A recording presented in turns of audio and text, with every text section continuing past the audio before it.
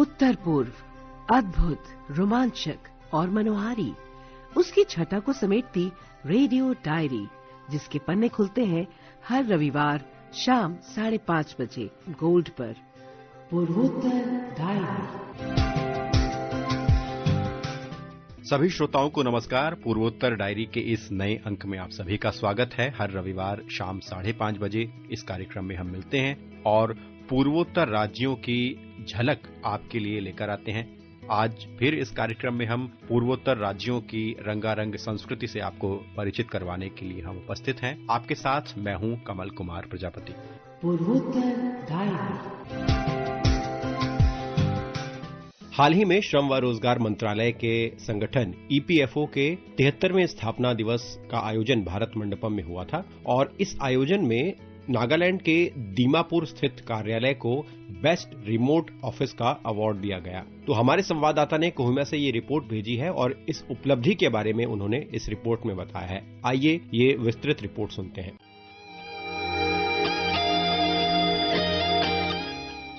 नागालैंड के लिए ये गर्व का क्षण है। कर्मचारी भविष्य निधि संगठन यानी ईपीएफओ के दीमापुर स्थित विशेष राज्य कार्यालय को उत्कृष्ट सेवा प्रदान करने के लिए राष्ट्रीय स्तर पर सम्मानित किया गया है। हाल ही में नई दिल्ली के भारत मंडपम में आयोजित श्रम एवं रोजगार मंत्रालय के अंतर्गत ईपीएफओ के 73वें स्थापना दिवस समारोह में दीमापुर कार्यालय को बेस्ट रिमोट ऑफिस अवार्ड प्रदान किया गया। भविष्य निधि award 2025 for best remote office का विजेता है स्पेशल स्टेट ऑफिस दीमापुर। भविष्य निधि आयुक्त 2 श्री सैमुअल दास और उनके सहयोगी। बेस्ट परफॉर्मिंग रिमोट ऑफिस का चयन पर्वतीय या द्वीपीय जैसे विषम भौगोलिक क्षेत्रों में स्थित कार्यालयों में से किया जाता है। ये पुरस्कार दीमापुर के रीजनल प्रोविडेंट फंड कमिश्नर द्वितीय श्री सैमुअल दास ने प्रवर्तन अधिकारी श्री कल्लाल भट्टाचार्य जी के साथ प्राप्त किया। इस सम्मान पर अपनी प्रतिक्रिया व्यक्त करते हुए श्री दास ने कहा कि ये उपलब्धि पूरी टीम की उस प्रतिबद्धता का परिणाम है जिसके तहत दूरस्थ और कठिन भौगोलिक क्षेत्रों में भी लोगों तक समय पर पारदर्शी और सुगम भविष्य निधि सेवाएं पहुंचाई जा रही हैं। पिछले 1 वर्ष में दीमापुर कार्यालय ने 100% ऑनलाइन दावों का निस्तारण औसतन 7 से 10 दिनों के भीतर किया है। इसके साथ ही निधि आपके निकट 2.0 कार्यक्रमों के माध्यम से ग्रामीण क्षेत्रों में जागरूकता बढ़ाने, डिजिटल सेवा उपलब्ध कराने और स्थानीय संस्थाओं के साथ मिलकर शिकायत निवारण प्रणाली को मजबूत बनाने की दिशा में भी सराहनीय कार्य किया गया है। ये सम्मान न केवल दीमापुर ईपीएफओ कार्यालय की कार्यक्षमता को दर्शाता है, बल्कि नागालैंड के सभी कर्मचारियों तक भरोसेमंद और डिजिटल रूप से सक्षम सामाजिक सुरक्षा प्रणाली पहुंचाने के संकल्प को भी मजबूत बनाता है। पूर्वोत्तर डायरी के लिए कोहिमा से मैरी की रिपोर्ट के साथ मैं वैष्णवी।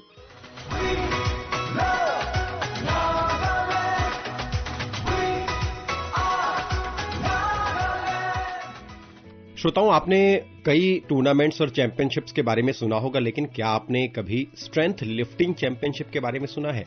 एक ऐसी ही विशेष स्ट्रेंथ लिफ्टिंग चैंपियनशिप आज से शुरू हो चुकी है सिक्किम में और इसमें देश के विभिन्न राज्य हिस्सा ले रहे हैं।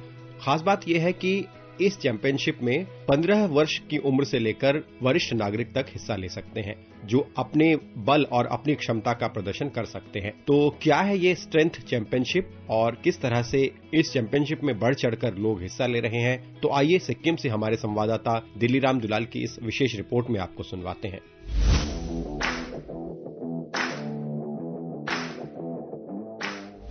35वां राष्ट्रीय स्ट्रेंथ लिफ्टिंग एवं incline bench press championship 2025 Sikkim में शुरू हो गई है। 9 नवंबर से 14 नवंबर 2025 तक आयोजित होने वाली इस चैंपियनशिप में देश के 22 राज्यों के लगभग 700 एथलीट भाग लेंगे।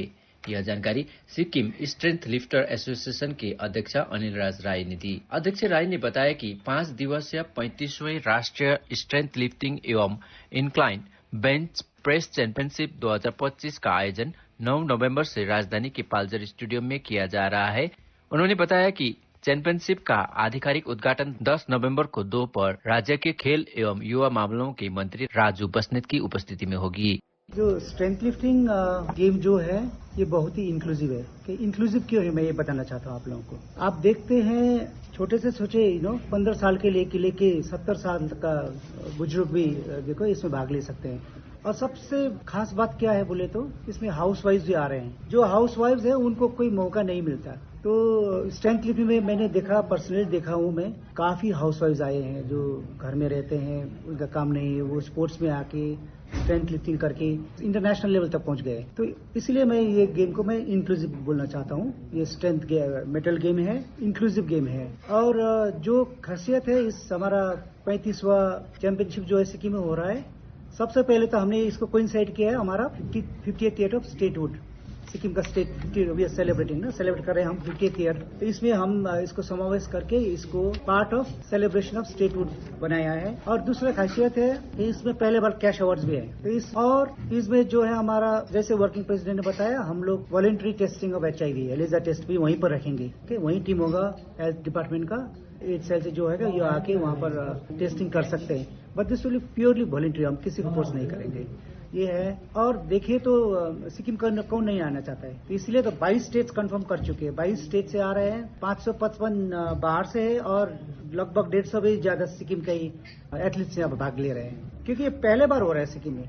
आप लोग बॉडी बिल्डिंग देखें, बहुत होता है यहाँ पर, तो इतने बड़े 700 एथलीट्स एट अ टाइम किसी गेम में भी यहाँ पर नहीं होता है। उन्होंने कहा कि स्ट्रेंथ लिफ्टिंग एसोसिएशन युवाओं को स्वस्थ जीवन शैली अपनाने के लिए प्रेरित करने की दिशा में काम कर रहा है और इस आयोजन को सफल बनाने में मदद करने वाले सभी प्रायोजकों का आभार व्यक्त किया। एसोसिएशन के मुख्य प्रशिक्षक और सिक्किम के आयरन मैन के नाम से मशहूर पेमा भुटिया ने कहा कि उन्होंने 2013 से इस एसोसिएशन की शुरुआत की थी और इस खेल के माध्यम से सभी आयु वर्ग के खिलाड़ी सिक्किम का नाम रोशन करने का काम कर रहे हैं। भुटिया ने कहा कि राष्ट्रीय स्तर की प्रतियोगिता सिक्किम में आयोजित की जा रही है, इसलिए अध्यक्ष राय का उद्देश्य अधिक से अधिक स्थानीय खिलाड़ियों की भागीदारी सुनिश्चित करना है। उन्होंने बताया कि सिक्किम के 150 खिलाड़ी इस चैंपियनशिप में भाग ले रहे हैं और राज्य के खिलाड़ियों से अच्छे प्रदर्शन की उम्मीद जताई। उन्होंने कहा कि एसोसिएशन के अध्यक्ष की सोच के कारण ही इस साल पहली बार सिक्किम में रिकॉर्ड धारक खिलाड़ियों को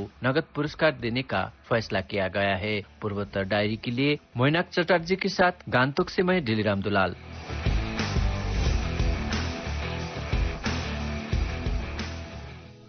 जल संकट एक बहुत बड़ी समस्या है और जल संकट को दूर करने के लिए सामाजिक स्तर पर, सरकार के स्तर पर बहुत से प्रयास भी किए जाते रहे हैं। जल जीवन मिशन के अंतर्गत हमने देखा है कि जल संचय को यानी वर्षा जल के संग्रहण को फोकस में रखा गया है। इसी पहल को आगे बढ़ाते हुए त्रिपुरा में एक विशेष जल संचय यात्रा की शुरुआत की गई है। हमारे संवाददाता आदित्य दत्ता ने अगरतला से ये रिपोर्ट भेजी है जिसमें उन्होंने इस जल संचय यात्रा के बारे में हमें विस्तार से बताया है।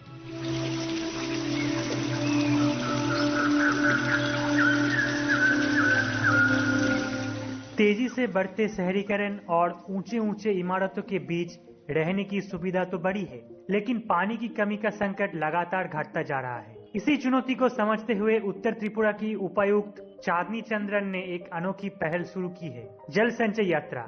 ये यात्रा जमीन के नीचे के जल स्तर को बचाने और पुनर्जीवित करने के उद्देश्य से शुरू की गई है। इस अभियान के तहत जिले में 50,000 सौख्ता गड्ढे बनाया जा रहा है। ये गड्ढे देखने में भले ही सरल लगता हो, लेकिन वर्षा जल को धरती के भीतर पहुंचने और जलस्तर बढ़ने में ये बहुत प्रभावी होते हैं। बारिश का पानी इन गड्ढों से ईंट, रेत और मिट्टी के परातों से गुजरकर धीरे धीरे धरती में समा जाता है और भूजल को दोबारा भर देता है। उपायुक्त चांदनी चंद्रन का कहना है, सबको पता है कि हम लोग वाटर कंजर्वेशन करना चाहिए, पर हमारा डिस्ट्रिक्ट में जितना भी बारिश होता है उसका 10% से कम पानी हमारा भूगर्भ स्तर में चले जाते हैं। बाकी जो पानी है वो रन ऑफ होके जाते हैं, नहीं ये तो फ्लडिंग होता है। तो ये रन ऑफ को रोकने के लिए एक छोटा सा एक सोल्यूशन है, सॉक पिट बनाना। सॉक पिट बनाने से जो पानी है बारिश का वो हमारा भूगर्भ स्तर में अंडरग्राउंड वाटर टेबल में चले जाते हैं। उसके लिए ज्यादा पैसा नहीं लगता है, सिर्फ थोड़ा मेहनत चाहिए सॉक पिट बनाने के लिए। इस अभियान को उत्तर त्रिपुरा के हर ब्लॉक में चलाया जा रहा है। बीडीओ, पंचायत सचिव, स्थानीय प्रतिनिधि, स्वयंसेवी समूहों और आम नागरिक सब इसमें भाग ले रहे हैं। अभियान केवल काम का नहीं जागरूकता का संदेश भी दे रहे हैं कि हर घर, हर मोहल्ला, हर गांव अगर थोड़ी सी कोशिश करे तो पानी की संकट को रोका जा सकता है। त्रिपुरा सरकार भी हाल के वर्षों में जल संरक्षण, छोटी नदियों के पुनर्जीवन, वर्षा जल संचयन और ग्रामीण क्षेत्रों में जल शिक्षा पर विशेष ध्यान दे रहे हैं। स्कूलों में जल दिवस कार्यक्रम से लेकर गाँव में टैंक और चेक डैम निर्माण तक पानी को सहेजने की दिशा में लगातार प्रयास किया जा रहा है। यदि उत्तर त्रिपुरा में ये पहल सफल होती है तो ये मॉडल पूरे त्रिपुरा राज्य में अपनाया जा सकता है। विशेषज्ञों का कहना है कि आने वाले वर्षों में पानी को लेकर संघर्ष बढ़ सकते हैं, लेकिन उत्तर त्रिपुरा में लड़ाई टकराव से नहीं, संरक्षण से लड़ी जा रही है। ये यात्रा बताती है कि समाधान बड़े बजट से नहीं, जन भागीदारी और जागरूकता से भी संभव है। पूर्वोत्तर डायरी के लिए आदित्य दत्ता, आकाशवाणी समाचार, अगरतला। श्रोताओं, बीते पूर्वोत्तर डायरी के संस्करणों में हम उन स्वतंत्रता सेनानियों के बारे में आपसे बात कर रहे हैं जिन्होंने पूर्वोत्तर भारत में जन्म लिया और पूर्वोत्तर भारत में ही नहीं बल्कि भारत में स्वतंत्रता आंदोलन में अपना नाम सुनहरे अक्षरों में लिखा। अपनी शहादत से, स्वतंत्रता आंदोलनों में अपने योगदान से उन्होंने ये दिखाया कि किस तरह से दूरस्थ इलाकों में भी भारत की स्वतंत्रता के लिए लड़ाई लड़ी जा रही थी और ऐसे बहुत से स्वतंत्रता सेनानी हुए जिन्होंने इतिहास में अपना नाम दर्ज करवाया। तो पूर्वोत्तर भारत भी इसी श्रेणी में है और हमने रानी गाइडिंगलियू और साथ में हैपो जादूनांग के बारे में आपसे बीते सप्ताह चर्चा की थी। आज हम बात कर रहे हैं कनकलता बरुआ के बारे में। कनकलता बरुआ वो नाम है जिन्होंने असम में जन्म लिया और छोटी सी अवस्था में अंग्रेजों के साथ विद्रोह करके अपनी जान गंवाई और देश के लिए शहीद हुई। तो आइए ये विशेष रिपोर्ट आपको हम पूर्वोत्तर डायरी में सुनवा रहे हैं।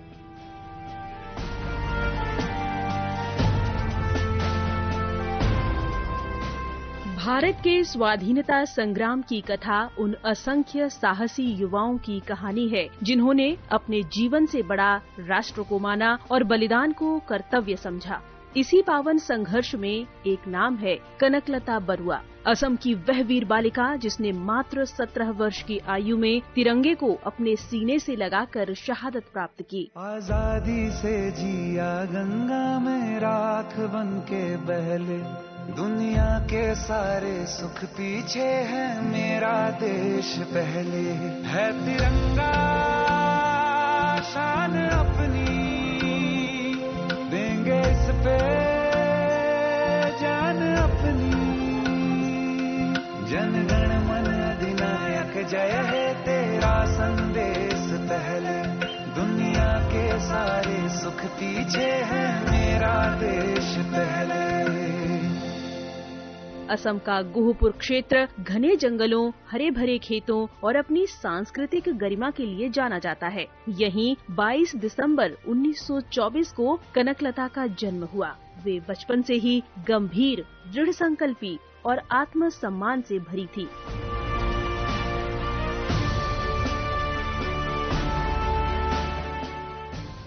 उनका परिवार साधारण था पर संस्कार गहरे थे। कम आयु में ही माता पिता का साया उनसे छिन गया, पर उन्होंने जीवन को निराशा में नहीं डूबने दिया। उनका मन स्वतंत्रता की उस अग्नि से आलोकित हो गया था जो उस समय पूरे देश में जल रही थी। असम में उस समय स्वतंत्रता आंदोलन का जनाधार तेजी से बढ़ रहा था। अंग्रेजी शासन द्वारा अत्यधिक कर वसूली, पुलिस अत्याचार और सांस्कृतिक दमन से जनता त्रस्त थी। वहीं भारत छोड़ो आंदोलन की पुकार जब पूरे देश में गूंजी तो असम भी उससे अछूता नहीं रहा। इसी वातावरण में गोहपुर में सक्रिय स्वतंत्रता सेनानियों ने युवाओं को संगठित करना शुरू किया। कनकलता ने इसी समय मृत्यु बहिनी नामक महिला स्वयंसेवी संगठन में भाग लिया। यह संगठन स्वतंत्रता संघर्ष में प्रतिरोध, अनुशासन और निडरता का प्रतीक था।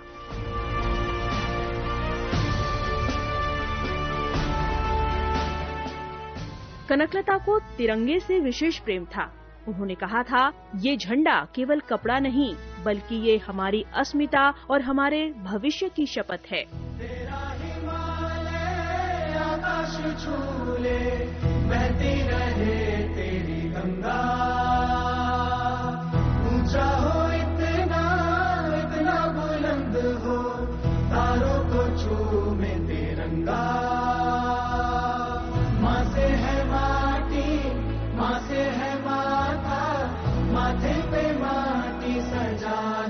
चले, आए चलती रहे बेखौफ हवाएं, लहराते झूमे तिरंगा। 1942 के भारत छोड़ो आंदोलन के समय अंग्रेजी सरकार ने दमन कार्रवाई और तेज कर दी। कई नेताओं को बंदी बनाया गया। ऐसे में जनता ने स्वयं नेतृत्व संभाला। गोहपुर में निर्णय हुआ कि तिरंगा को लेकर गोहपुर थाने पर प्रतीकात्मक रूप से ध्वज फहराया जाएगा। इस दल का नेतृत्व युवाओं को सौंपा गया और तिरंगा धारण करने की जिम्मेदारी स्वयं कनकलता ने ली। 20 सितंबर 1942 की सुबह हाथों में तिरंगा, आंखों में विश्वास और मन में अटूट साहस लिए युवाओं का जत्था गोहपुर थाने की ओर बढ़ा। पुलिस ने चेतावनी दी, आगे मत बढ़ो वरना गोली चल जाएगी, पर कनकलता रुकी नहीं। उन्होंने दृढ़ स्वर में कहा, ये तिरंगा इस धरती पर अवश्य लहराएगा। यदि आवश्यक हुआ तो मेरे प्राण पहले जाएंगे, ये ध्वज बाद में नीचे आएगा। उनका ये वक्तव्य भीड़ के मन में ध्वनि की तरह गूंज गया। वो आगे बढ़ी, पुलिस ने गोलियां चला दी। कनकलता ने अंतिम क्षणों में भी ध्वज को अपने सीने से कसकर पकड़े रखा। वह गिर पड़ी पर तिरंगा गिरने नहीं दिया। उसी क्षण पास खड़े मुकुंद काकोती ने ध्वज को थामा, पर वे भी अंग्रेजी गोलीबारी का शिकार हुए। इस प्रकार 17 वर्ष की अल्पायु में कनकलता बरुआ ने अपने प्राणों के साथ तिरंगा राष्ट्र को समर्पित किया। मिटाने से नहीं मिटते, डराने से नहीं डरते, वतन के नाम पे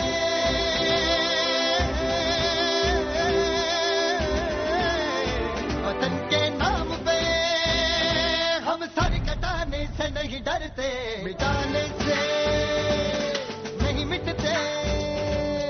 देश मेरे मेरी जान है तू, देश मेरे मेरी जान है तू, देश मेरे मेरी शान है तू, देश मेरे मेरी शान है तू। उनकी शहादत सिर्फ बलिदान नहीं थी, ये एक संदेश था। ये संदेश था कि स्वतंत्रता उन युवाओं और युवतियों के विश्वास और बलिदान से सींची गई थी जिनके मन में भारत बसता था। असम की धरती सदियों से स्वाभिमान और साहस की भूमि रही है। यहाँ अक्काम खिलंग, मोइनांगो, पीका युद्ध और अनेक लोकवीरों की स्मृति जीवित है। इसी परंपरा की अमर ज्योति थी कनकलता। उनका जीवन ये सिखाता है कि देशभक्ति किसी उम्र की मोहताज नहीं है। ये भावना जब व्यक्ति के हृदय में जागती है तब वह साधारण नहीं रहता, वह इतिहास बन जाता है। आज गोहपुर में उनका स्मारक है। विद्यालयों और संस्थानों का नाम उनके नाम पर रखा गया है। हर वर्ष उनके बलिदान दिवस पर उन्हें श्रद्धांजलि अर्पित की जाती है। पर सबसे बड़ी श्रद्धांजलि यही है कि आने वाली पीढ़ियां ये समझें कि स्वतंत्रता की रक्षा निरंतर जागरूकता, साहस और एकता से होती है। कनकलता बरुआ की कहानी हमें ये भी स्मरण कराती है कि स्वतंत्रता की लड़ाई के दौरान पूर्वोत्तर भारत ने केवल समर्थन नहीं दिया बल्कि अपने प्राणों की आहुति भी दी।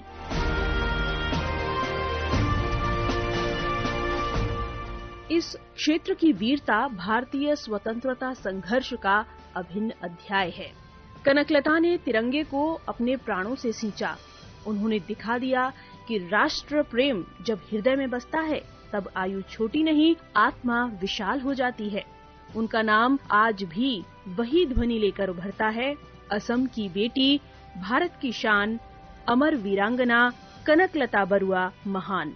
पूर्वोत्तर डायरी के लिए मैं जागृति शर्मा। वंदे मातरम, वंदे मातरम, सुजला सुफला मलयज शीतला, सस्य श्यामला मातरम, वंदे मातरम। दुनिया की सबसे ऊंची हाई एल्टीट्यूड वाली ट्रेल की एक खास प्रतियोगिता का अरुणाचल प्रदेश में आयोजन हुआ।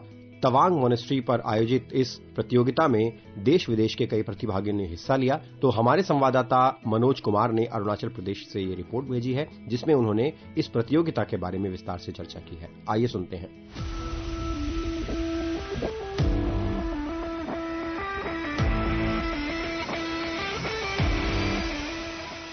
दुनिया की सबसे ऊंची एंड्यूरो रेस का 5वां संस्करण मोंड्यूरो 5.0 तवांग मॉनेस्ट्री के पास द्रेखांग ग्रासलैंड में संपन्न हुआ, जिसमें नेपाल के नीरव श्रेष्ठ ने मेंस एलिट कैटेगरी में पहला स्थान हासिल किया, जबकि ईरान के होसेन जानजनियन दूसरे स्थान पर रहे और मेघालय के एरोन खानपुरी को तीसरा स्थान हासिल हुआ है। 5वें संस्करण की खास बात ये रही कि इस साल के प्रतियोगिता में अकेली महिला राइडर जापान की मिहो किकुची को उनकी प्रेरणादायक भागीदारी और लगन के लिए सम्मानित किया गया। इस अवसर पर प्रतिभागियों को पुरस्कृत करते हुए तवांग के टूरिस्ट इंफॉर्मेशन ऑफिसर तेंजिंग सामचोई द्वारा अरुणाचल प्रदेश सरकार के टूरिज्म विभाग की अगवानी करते हुए समापन समारोह में भाग लिया गया। गत 2 और 3 नवंबर को आयोजित कार्यक्रम में देश और विदेश से कुल 25 राइडर्स ने मोंड्यूरो कोस्ट ग्रीन की इको कॉन्शियसनेस थीम के तहत दुनिया की सबसे मुश्किल हाई एल्टीट्यूड ट्रेल्स पर भाग लिया, जो 4400 मीटर की ऊंचाई पर स्थित है। समापन समारोह को संबोधित करते हुए तवांग साइकिलिंग एसोसिएशन के प्रेसिडेंट सांगे शेरिंग ने सभी स्पॉन्सर्स, कोलैबोरेटर्स, अधिकारियों, वॉलंटियर्स और राइडर्स को उनके लगातार सपोर्ट के लिए धन्यवाद देते हुए उस सामूहिक प्रयास की प्रशंसा की जिसने तवांग को एडवेंचर स्पोर्ट्स और इको टूरिज्म के लिए एक उभरते हुए ग्लोबल हब के रूप में स्थापित किया। नॉर्थ ईस्ट डायरी के लिए आकाशवाणी ईटानगर के क्षेत्रीय समाचार इकाई से मैं मनोज कुमार शर्मा।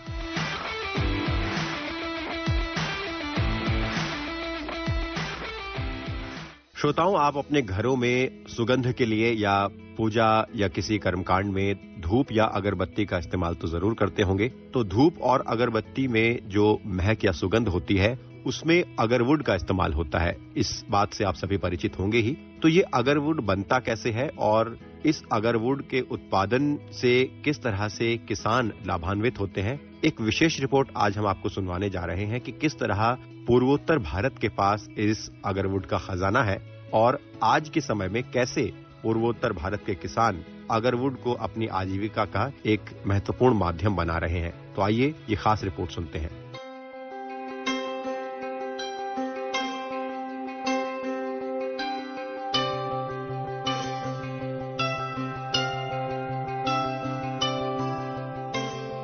पूर्वोत्तर भारत की हरी भरी धरती में कई प्राकृतिक उपहार छिपे हैं, जिनमें से एक है अगरवुड, जिसे ओउद भी कहा जाता है।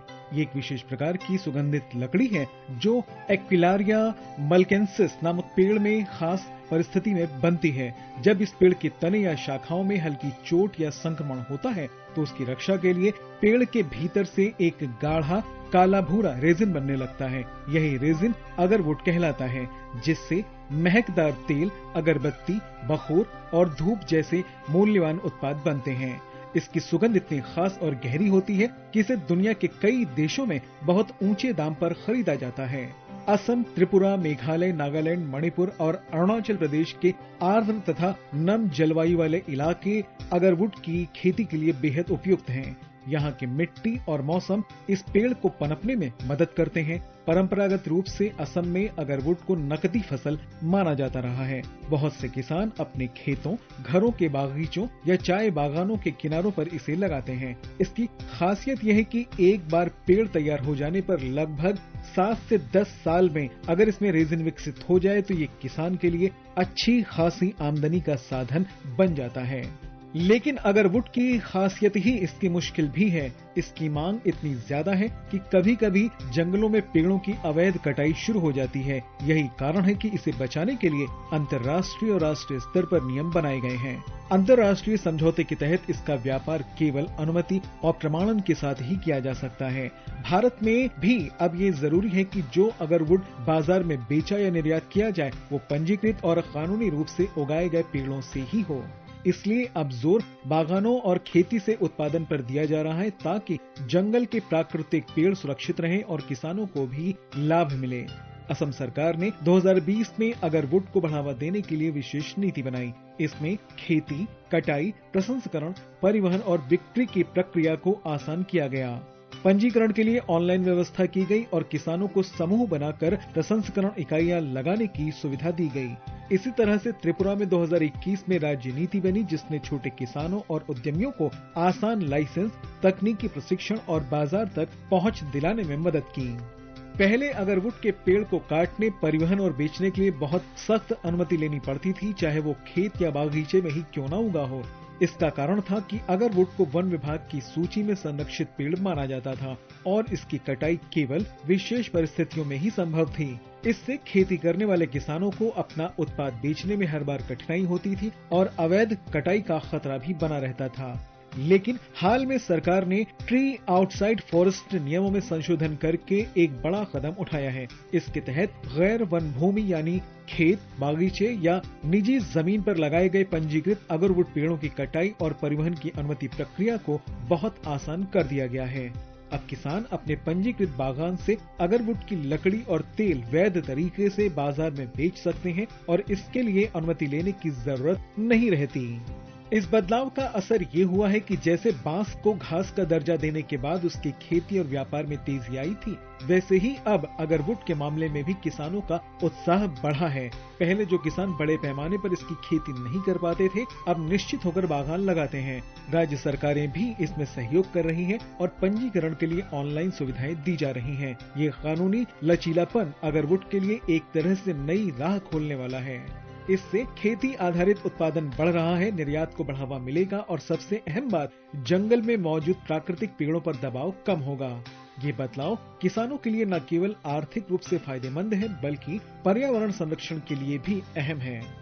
केंद्र सरकार ने इस दिशा में कदम बढ़ाते हुए पूर्वोत्तर में अगरवुड को टिकाऊ तरीके से उगाने और व्यापार बढ़ाने के लिए विशेष टास्क फोर्स बनाई है। सरकार ने निर्यात के लिए भी नए कोटे तय किए हैं, जिनसे पंजीकृत बागानों से बने तेल और लकड़ी का निर्यात तय समय सीमा तक किया जा सके।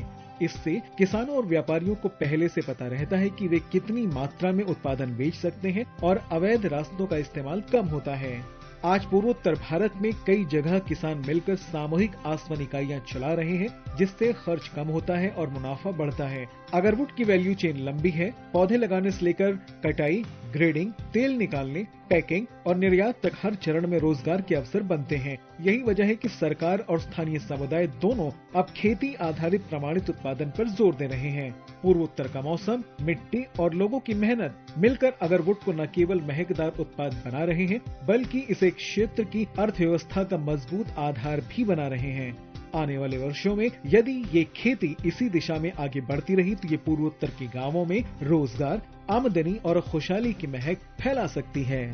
पूर्वोत्तर डायरी के लिए निखिल कुमार।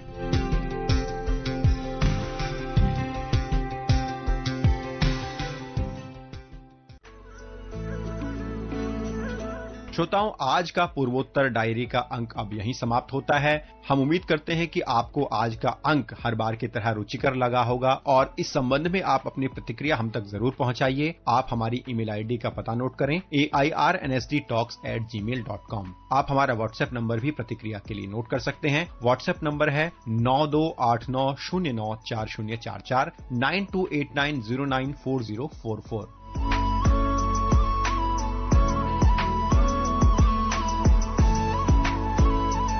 हम अगले रविवार शाम 5:30 बजे आपके साथ पूर्वोत्तर डायरी का एक नया अंक लेकर फिर उपस्थित होंगे। आज के कार्यक्रम को हम यहीं समाप्त करते हैं। नमस्कार। ये कार्यक्रम आकाशवाणी के समाचार सेवा प्रभाग द्वारा प्रस्तुत किया गया। आलेख व संकलन कमल कुमार प्रजापति। प्रस्तुति सहायक दानिश जैदी। उत्तर पूर्व अद्भुत, रोमांचक और मनोहारी, उसकी छटा को समेटती रेडियो डायरी, जिसके पन्ने खुलते हैं हर रविवार शाम 5:30 बजे गोल्ड पर। पूर्वोत्तर डायरी।